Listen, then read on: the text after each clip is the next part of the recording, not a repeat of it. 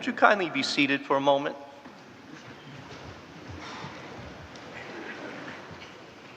Just a couple of words before we leave today.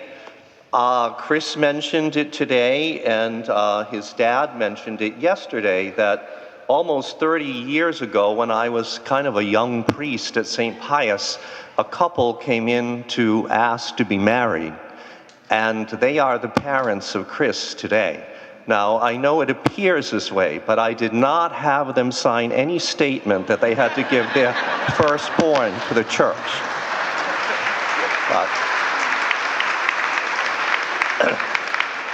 But they must, and they have. And as I spoke at Monsignor Tosti's Mass last week, the sacrifice that Chris is making for the church is one that he asks his family to make as well. Because he'll always be their son and their brother, but they have to share him now with a much larger family, the local church. And that isn't the parish of Christ the King. That's the Diocese of Fall River that goes from the Attleboroughs to Cape Cod and the islands. And indeed, we as a family of faith as well, and we are one. And I've seen how you have encouraged both Matthew and Christopher across the years with your promise of prayer, your words of encouragement. We also have to share Matthew and Christopher with the local church. They won't necessarily serve our parish. I bet if we surveyed our priests here this morning and asked, have any ever served your home parish? He's from Boston, no wonder.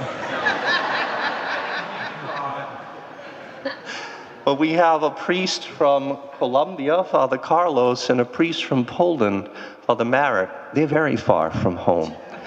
So we must all be generous in sharing those we have nurtured and whom we love with the rest of the church.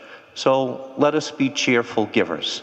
We hear that Christopher will be serving the people of South Dartmouth this summer. Matthew has served the people of Westport for a year. And Matthew, among our deacons today, is the only transitional deacon. The rest of our deacons are permanent deacons, but we thank them for the great example that they have given. And I give a nod to my predecessors, Monsignor Tosti and Monsignor Hoy, who sadly, both of them, because of concerns with health, cannot be with us. But they've contributed much to the formation of these two men, one now just becoming a deacon, one finishing his year as a deacon. In 2 weeks, we'll be back here to celebrate his first Mass, and I hope we will all be here to join him and get his first priestly blessing. But our deacons certainly have given a fine example of that servant attitude and humility that indeed Matthew and Christopher have learned from. And I'd like to acknowledge that one among them will celebrate his 25th anniversary this week, Deacon Frank Fantasia.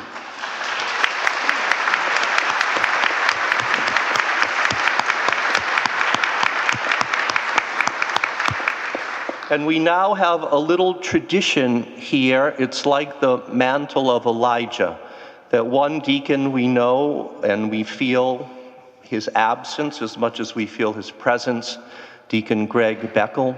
His stole was given to Matthew last year. Today, he'll hand that stole over to Chris, so we invite him to do that now.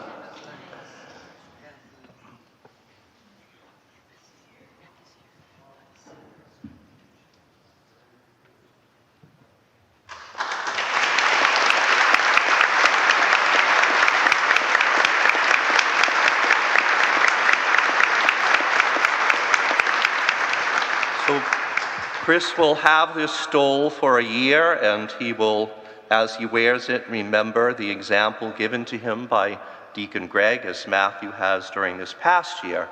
But I leave you all with the question, who will Chris hand it on to, or who will it be handed on to in the future?